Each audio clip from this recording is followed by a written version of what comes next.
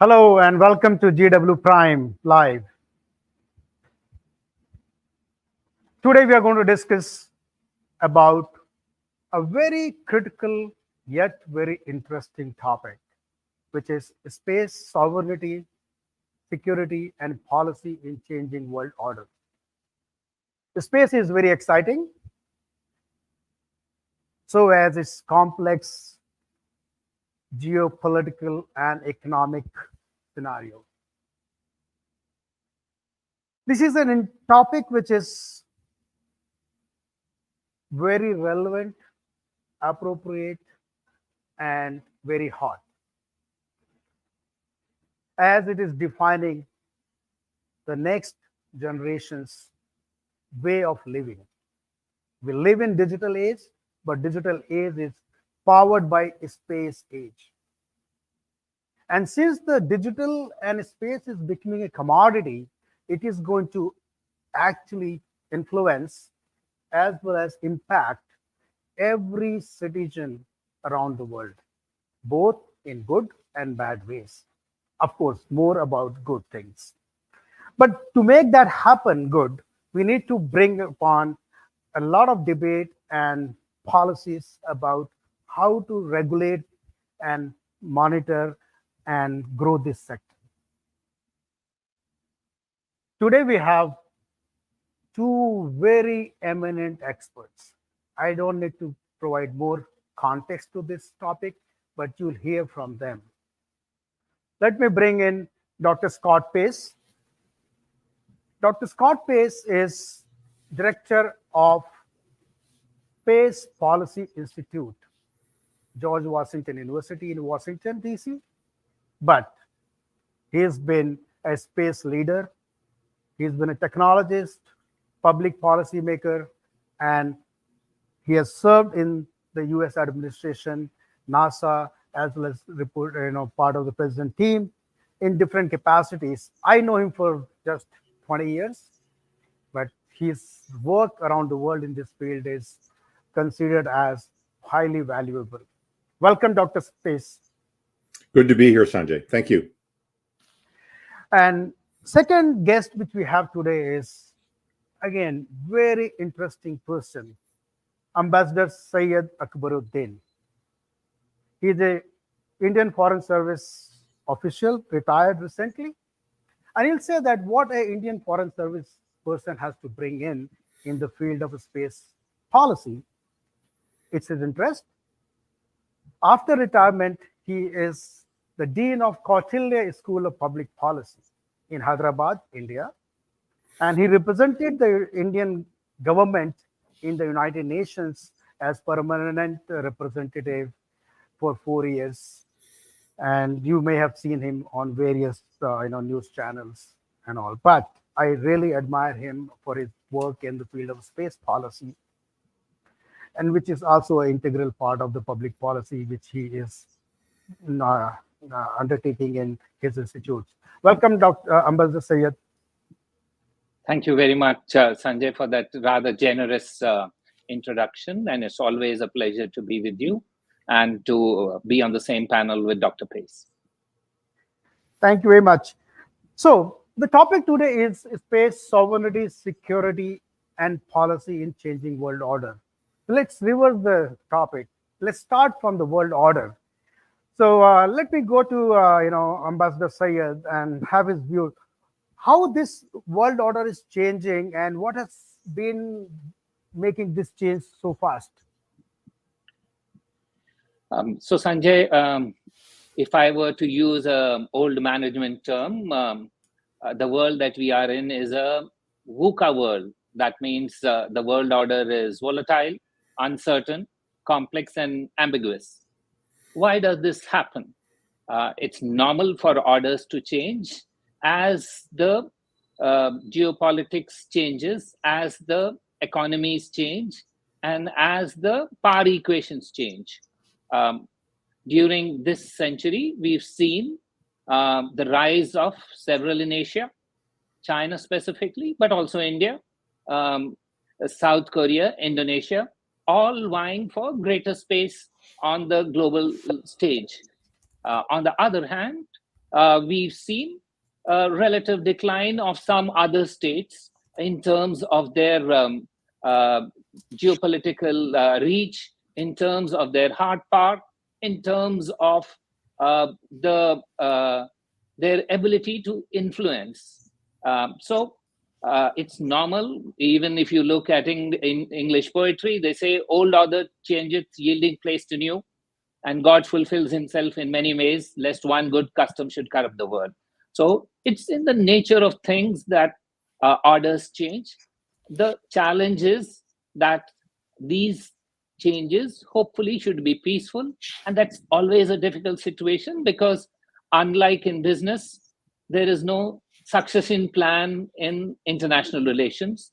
And so every change in world order is accompanied by competition, is accompanied by contestation, and at times the intense contestation also leads to um, situations where this change is violent.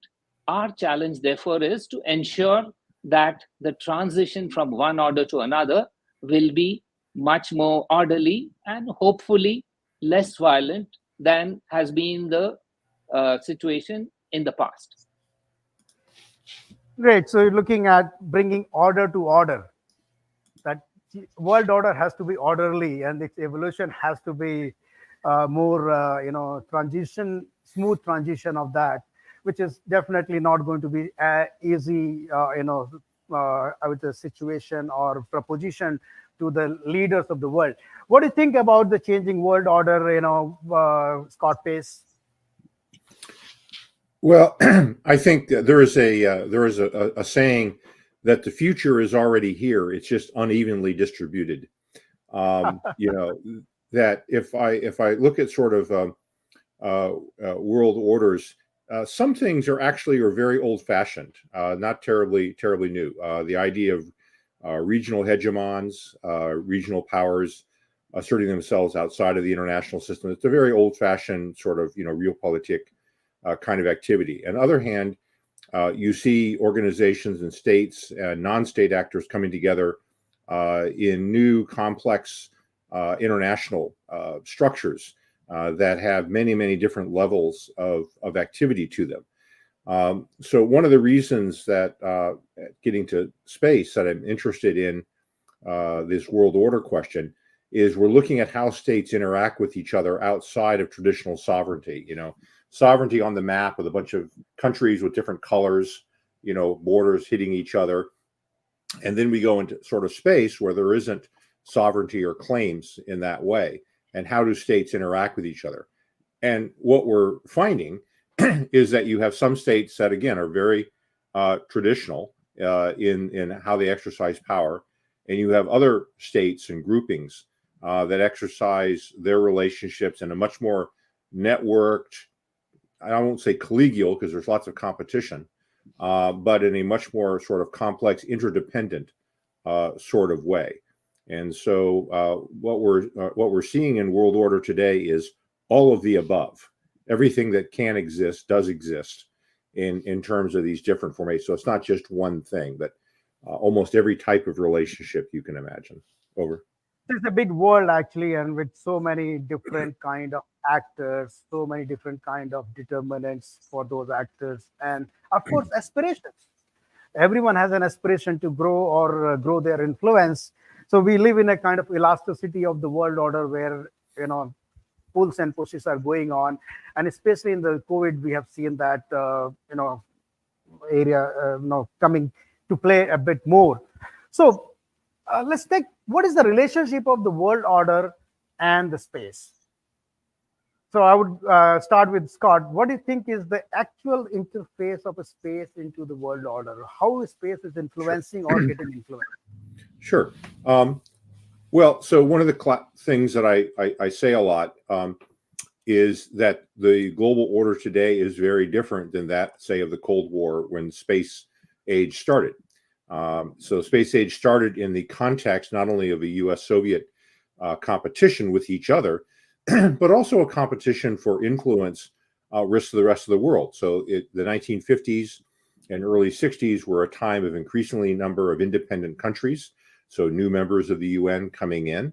And so there's a competition for influence for those new members. That combination of both a bipolar conflict and new voters was part of that age.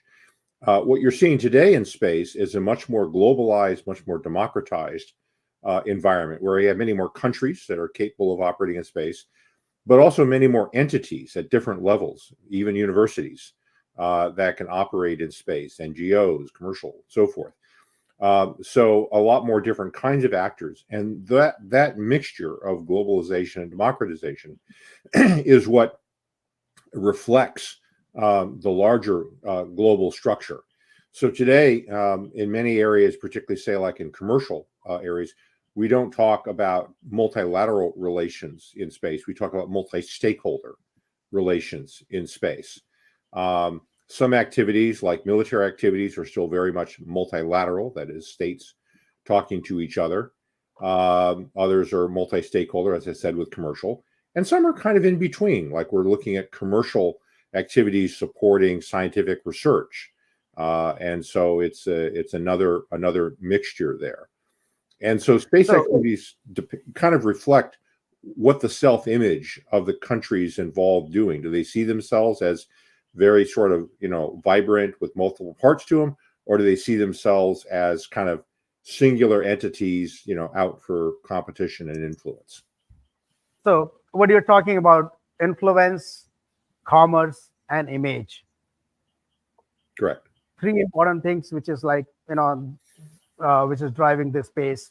So what do you think about, Ambassador Syed, that this influence is just driven by Big Brotherly wood, or it is actually driven by the geopolitical and commercial angles? So, this congestion of space, this contestation in space, this commercialization of space, obviously has many factors. And as Dr. Pace said, they're not only one type of actors. There are actors of different hues. But what has happened is that while new actors have come in, the framework that we have for space, or if I may say space law at that, is a framework that is not yet designed for all these new actors. It was designed, as Dr. Pace said, at a time when Cold War was the norm. It was designed at a time when sovereign states alone could partake in activities in the space. But today, the world has changed, and the normative framework that we have hasn't kept pace. So what has happened is, it in some ways has begun to resemble a free-for-all. Those who have the ability are moving ahead. Those who are not yet there are raising concerns. And behind all this also is a geopolitical factor, that states are not going to give up so easily their dominance or desire for dominance in a new world order, which is also encompassing space. So if I summarize, I would say that the impetus is primarily commercial, the impetus is primarily competitive, and the impetus is driven by a desire to benefit from space, which is seen as the final frontier. But behind that, geopolitics always is lurking. But it's not geopolitics which is pushing it. It's a desire for domination or taking benefit from what is available, all with good intent. But the ramifications are where the risks lie. We all see the Commerce benefits. is at the core now. Yes, we see Commerce the benefits. Yes, just one point. We see the benefits of the commercial activities every day, but the risks are still unknown. The challenges are still fully not yet unveiled. So if we take this discussion forward, the very important point is the commerce, which is actually at the core. And of course, it has much more implications as well. We'll address that in the form of security and sovereignty later on. But just looking at the commerce, so when our regulatory environment during Cold War period is being driven by some other goals, which were of maintaining that influence or image or commercial gains. But now space is everywhere. We live in a space age. Like if you look at all these three type of constellations, the GNSS provides you the position, Earth observation provides you the entire mapping and understanding of the resources and assets, and telecommunications provides you the communication capability. So if you look at the digital, entire digital is based on these three pillars, and everyone is consuming this information in some form or other, and the commercialization is going on. So what are the kind of policies the governments has to make? We'll get to the security part later, but then what are the kind of commercial policies coming up in this space? Scott, if you want to highlight some of those, futuristic aspects of the commercial policies.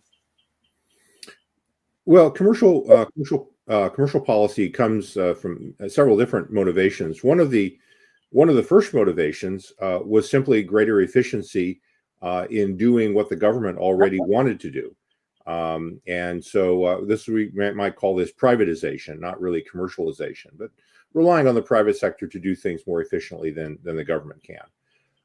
The second thing, though, commercialization, creating new markets, non-government markets, has really followed information technologies. I mean, the launch business, for example, is a terrible business to be in. It costs a lot. It's very impressive. People think of it a lot, but it doesn't really make that much money. Things like communications or value-added systems like GNSS, remote sensing, space communications. That's really where there's more money, to be made. What's happening now in commercialization is states are being confronted with questions about how do they want to participate in the world? Do they just want to have a large autonomous industry that supports the state, or do we want to have an industry that is globally engaged and expanding into larger global markets?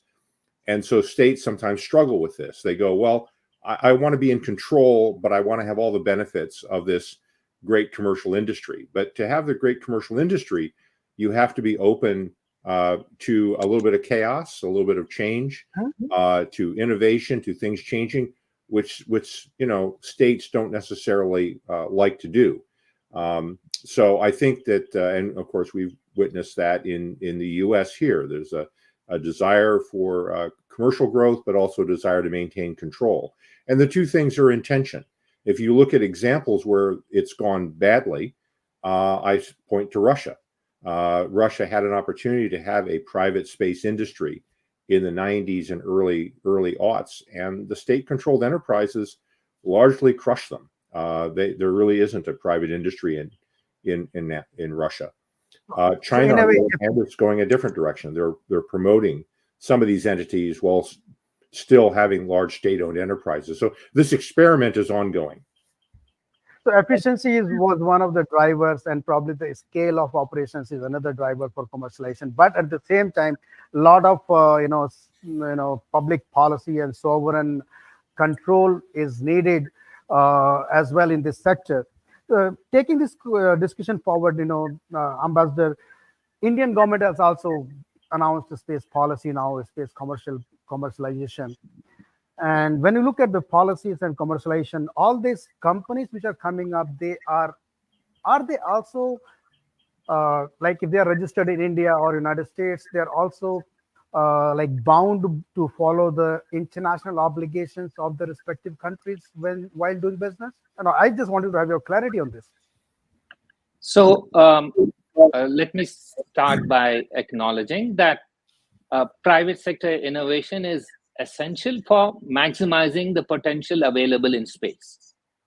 But that said, they also, given that it's a new arena, there also needs to be an synergy between governmental oversight, regulatory frameworks, and the need to mitigate risks. Because in a unknown arena where there are no borders, which have serious national security implications, states are not going to let go easily of oversight. So we need to keep that in mind as we look at how space is to be addressed. That said, you see, all space law, international space law, is designed only for sovereign entities.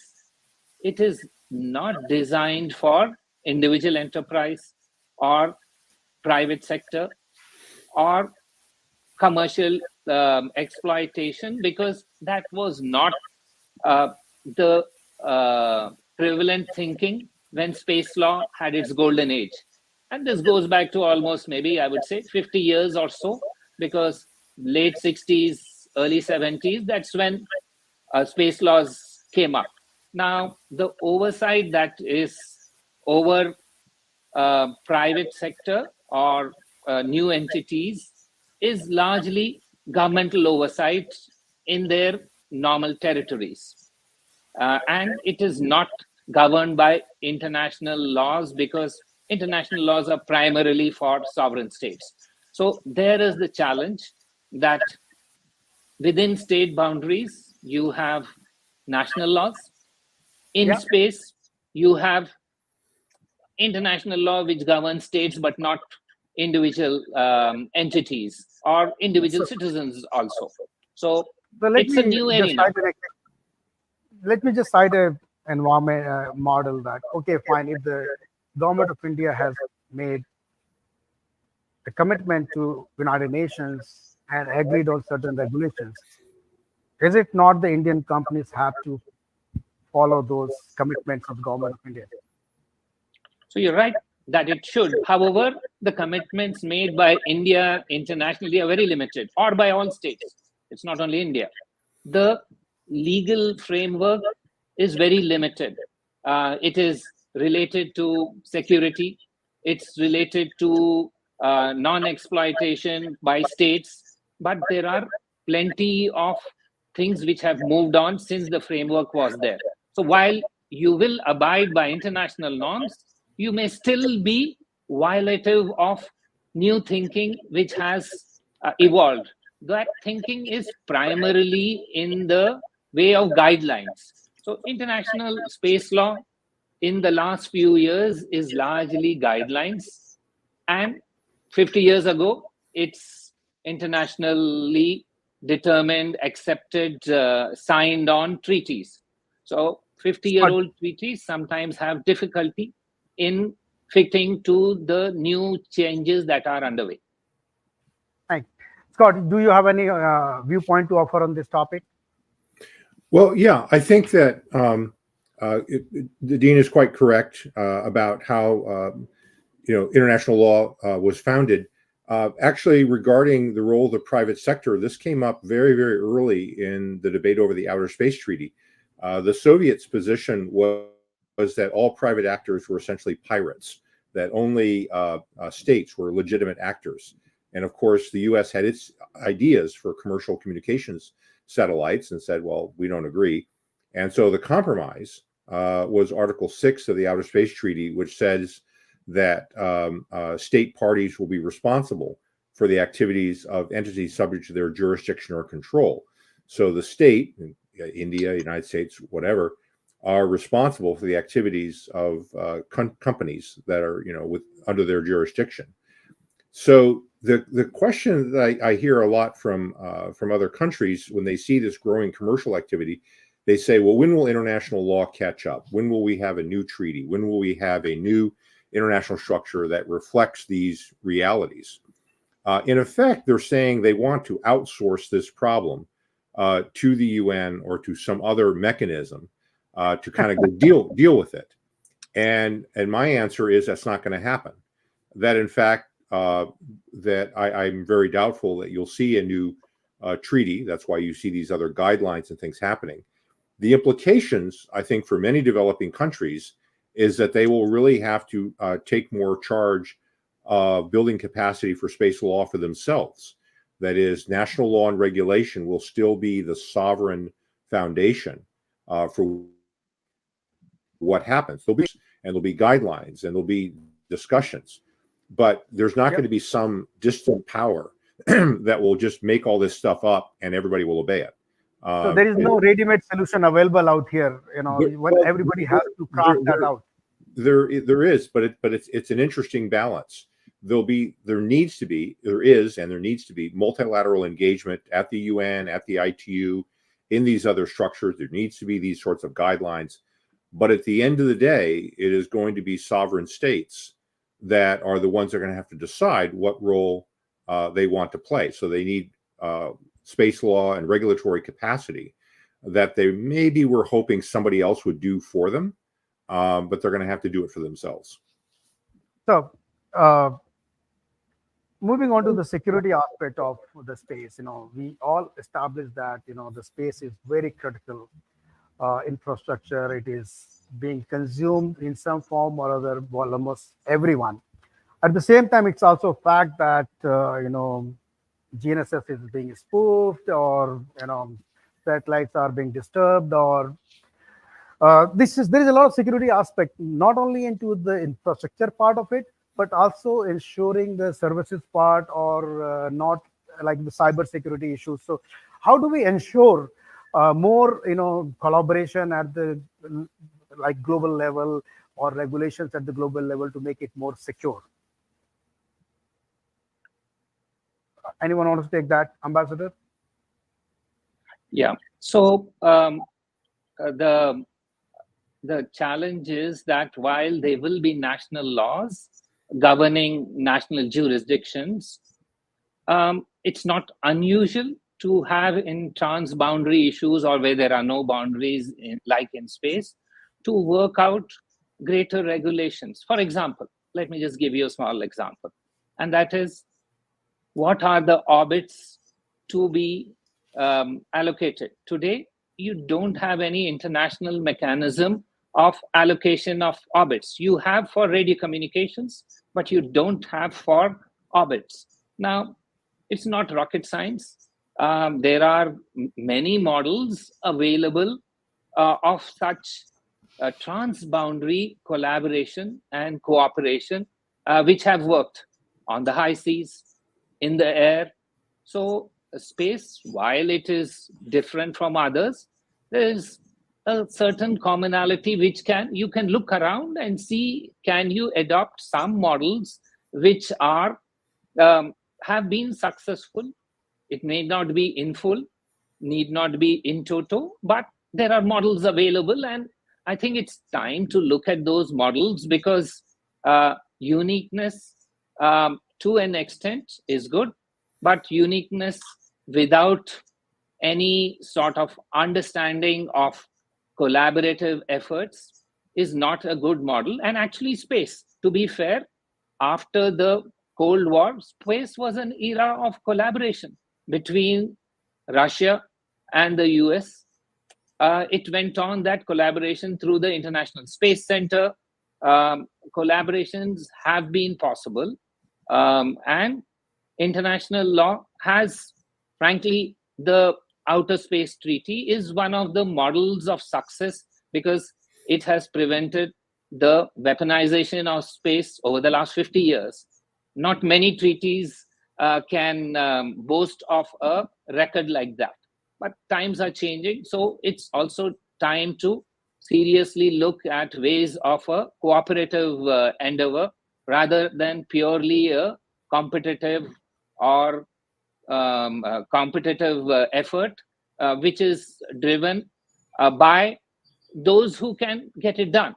I mean, sure, smaller states can and must get their act together, but it doesn't mean to say that the first person of the blocks will, because space is a finite resource, and it's not that the first person of the block should corner all that is available. So you brought a very interesting point here, which we normally don't discuss much, is about the allocation of the orbits, or the right of the less privileged countries. Suppose we all know that space domain awareness, and we can have as many satellites working without disturbing each other. But what if the licenses for those number of satellites, which are the ideal populations of satellites in the space, is given just granted by a few countries, and the rest of the countries who may come after 10 years may not have a space? What do you think about it, Scott? Actually, this is this is actually not a hard problem. It's a hard problem, maybe not a hard problem technically, it may be a hard problem politically. But we allocate orbits already through the International Telecom Union and the ITU. And people apply for slots, and there's a bureaucratic process for coordination you go through. What's key about it is that since space is not subject to sovereign control, the slots are temporary in time and location and position, and they have to be occupied and meet conditions. So nobody really owns the slots. They're coordinated. Exactly. Who Well, owns the space? well, it's whatever it's whatever states agree to. International law is whatever states agree to, and exercise in state practice. And so you could imagine non-geostationary satellites, these mega constellations, for example. You can imagine NGSO shells of constellations being coordinated primarily for radio frequency interference through the ITU. There was a time when the ITU only dealt with telegraph lines, and then it dealt with radio, and then it dealt with satellites. I mean, the ITU is an organization that evolved over more than a century to deal with new challenges. And there was a time when it didn't deal with geosynchronous slots. There will come a time when it will deal with non-geostationary slots. Because again, as long as the member states get together, the ITU has a, sorry, I don't mean to be an advertisement for them here, but I will. They're trying to balance equity, efficiency, and rationality. You want to be efficient, first come, first serve. You want to be rational, has some logical, technical reason. But you want to be equitable in the sense of not occupying everything at once to preserve bands and locations so that latecomers still have an opportunity to be there. And we've had these arguments, and they have been arguments in other areas, and I basically see that we'll have the same kinds of discussions going forward. So telecom is definitely more mature sector within the space, so you have more agreements in place, but probably not the same case for GNSS or Earth observation at the moment. But just what I want to discuss last point is that it's more around sovereignty and actually the continuity of the services. So we as citizens consume space, and we are getting used to consume space in different forms as a service, and which is making us do our business better. And especially as a geospatial evangelist, all the geospatial applications actually today are driven by the space, either in the form of location or observation or communication. And this industry is growing very fast. But what I'm worried about is also the fact that the capabilities of the few nations with regards to anti-satellites. And in the kind of environment we live today, and the war can go from ground to space anytime. So this whole, sovereignty and security of space is probably much more a bigger agenda, which can ensure the continuity of the civilization in a way, because we cannot take the digital civilization back to the analog civilization. So what do you think about in the last advice or last viewpoint on, having some kind of comprehensive agreement on ASATs or, continuity of some of the basic fundamental services? Scott? No, I mean, Yeah, you have to have the ambassador. When all these collaborative efforts are fine to aim at, when there is geopolitical stability. We are not living in an era of geopolitical stability, and you've heard that beginning from some time, I think in February, there is talk of that the Russian Federation may look at a space-based nuclear weapon. That would, of course, violate the Outer Space Treaty. But even if it is not used, It's a leverage that can be used by states. So, we are in a uncharted territory in terms of the politics on terra firma or Earth invading space. That's one. The other thing is that these mega constellations, as we are talking on, are looked at differently by different people. And there are some who think that the Russians are hanging out that threat outside merely to indicate that the mega constellations are also being used not for only commercial activity, but also for national security purposes. And they sometimes point to what Ukraine, the instances in Ukraine, where even Elon Musk acknowledged that he actually stepped in to stop the use of Starlink by Ukraine to attack Crimea. Here is a totally non-state actor who has been caught up in this middle of a battle on the earth because he has assets on in space, and it's the same. Recently, I read an article in the in the Wall Street Journal, which said now Russia has started using Elon Musk's Starlink sets in territories where it has taken land from Ukraine because the footprint falls there. Or in Sudan, people are buying from Dubai or elsewhere these Starlink sets and using in the civil war. So you can see increasingly these mega constellations having unintended consequences, which need to be carefully looked at because the last word has not yet been said on these things. I think you brought in a lot of very interesting topics to be discussed more in deeper, especially the private sector and its control over the assets, and then the ethics comes in. Who should we support? Who should we not support? In the kind of conflict. So, Scott, how do we make sure that we have a continuity and security of the space infrastructure? Continuity and security of space infrastructure? Yeah, I mean, so like we can receive the services and we shouldn't, we don't get, destroyed in the space. Well, sure. So actually, this is an area, again, from my ITU time, that there's been a confluence of interest between the United States and developing countries. A lot of times when we've had conflicts over space and spectrum and management issues, I've found that U.S. interests and developing country interests actually are often quite aligned because we want the services to be provided. That's why we're building them. Many developing countries recognize that a conflict in space would be particularly bad for them because they would lose access to the infrastructure they depend on, whether it's remote sensing, weather services, communications, and so forth. So actually getting votes within the ITU to support protection of space services has been actually not, I wouldn't say easy, but it's been a very cooperative relationship because there's a confluence of interests. I think the problem going forward is to recognize that kinetic attacks in particular in space that create debris is something that we really shouldn't do. And of course, the US has put forward a unilateral moratorium that other countries are joining on not having destructive ASAT tests. The problem in space is that if you blow up a satellite, it sticks around. If you sink a ship, it sinks. If you destroy an aircraft, it crashes. That doesn't happen in space. So the debris for that sticks around for a long time. So I think an emerging maybe norm of behavior that may pass into international law at some point would be a ban against, of course, intentional destructive ASATs.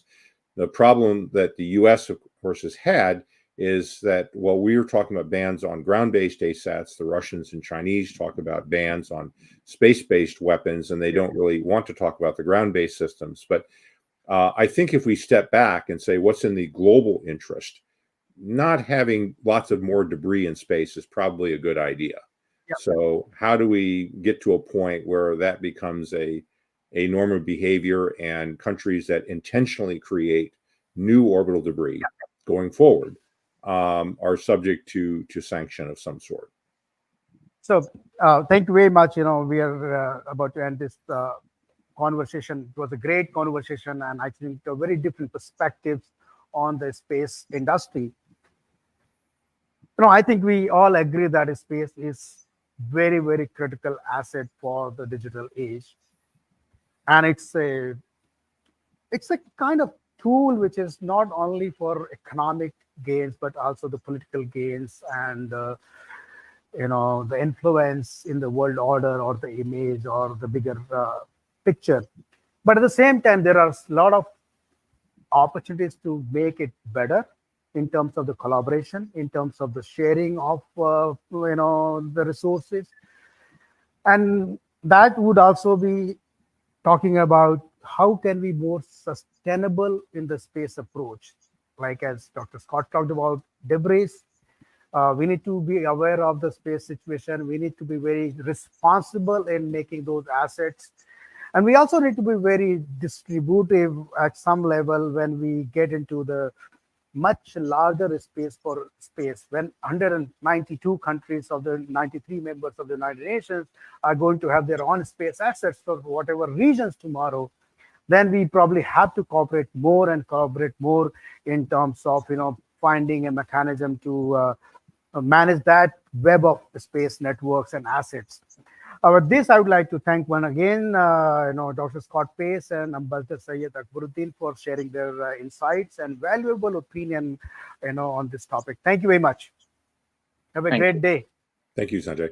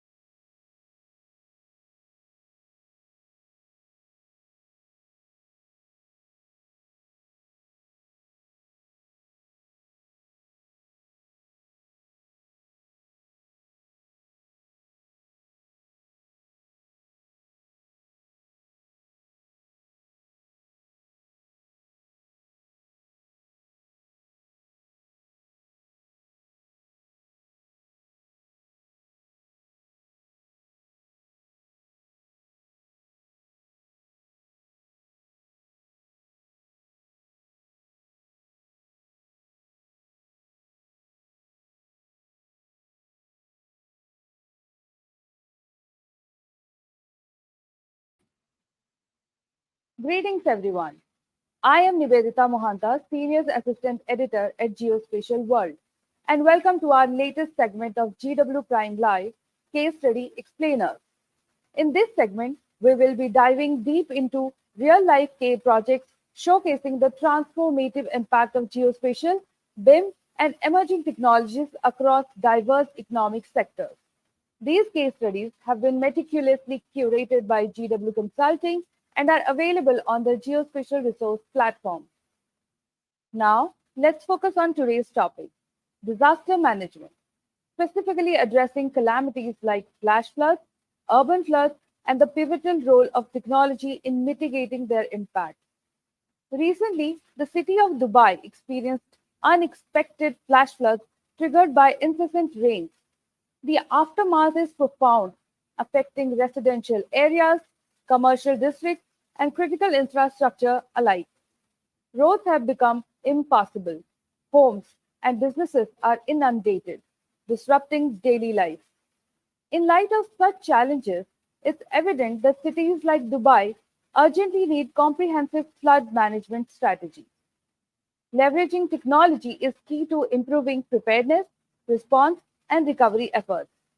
Through the adoption of geospatial and emerging technologies, cities can bolster their resilience to flash floods and ensure the safety and well being of their citizens.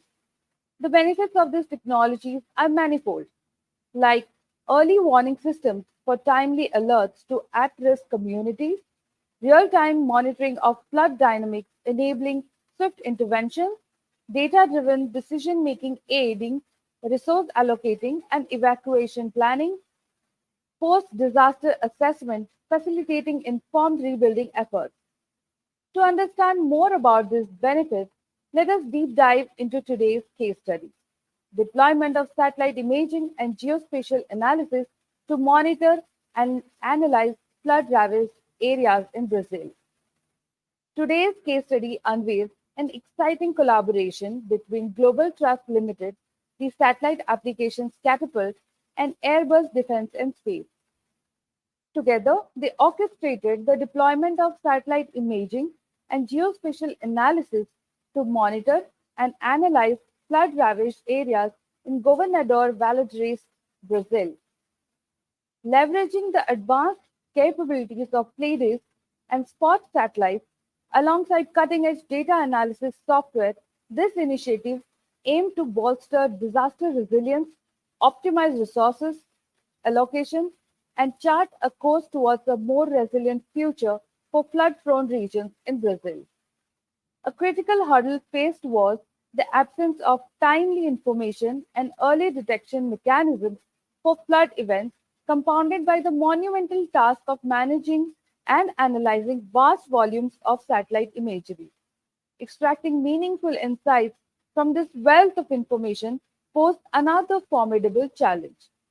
Furthermore, efficiently allocating resources for disaster response and relief efforts presented yet another obstacle. Limited visibility of affected areas made it challenging to prioritize response efforts and deploy resources effectively. In response, the project devised a series of innovative solutions harnessing the power of geospatial technology and advanced data analysis. Real time monitoring and early detection of flood events were revolutionized through the utilization of satellite imagery. This aerial perspective enabled swift identification and response to emerging threats. Advanced data analysis software facilitated the processing and analysis of satellite imagery, pinpointing flood extents and patterns with unparalleled accuracy. Additionally, geospatial analysis tools enabled spatial analysis and visualization of flood affected areas, facilitating the prioritization of response efforts and ensuring resources were channeled to where they were most needed. The value propositions of these geospatial solutions are profound, offering tangible benefits to disaster management efforts. They enable the timely detection of flood events, facilitating swift disaster response and relief efforts to mitigate the impact on affected communities. By analyzing satellite imagery and geospatial data, the project provides an accurate risk assessment of flood-prone areas, empowering authorities to implement target mitigation measures. Geospatial solutions always play a pivotal role in optimizing resource allocation by providing insights into the extent and severity of flooding, enabling the efficient deployment of relief resources to the most affected areas. With this, we reach to the end of this episode. We'll be back with another exciting case study in the next episode. Till then, stay tuned and thank you for watching.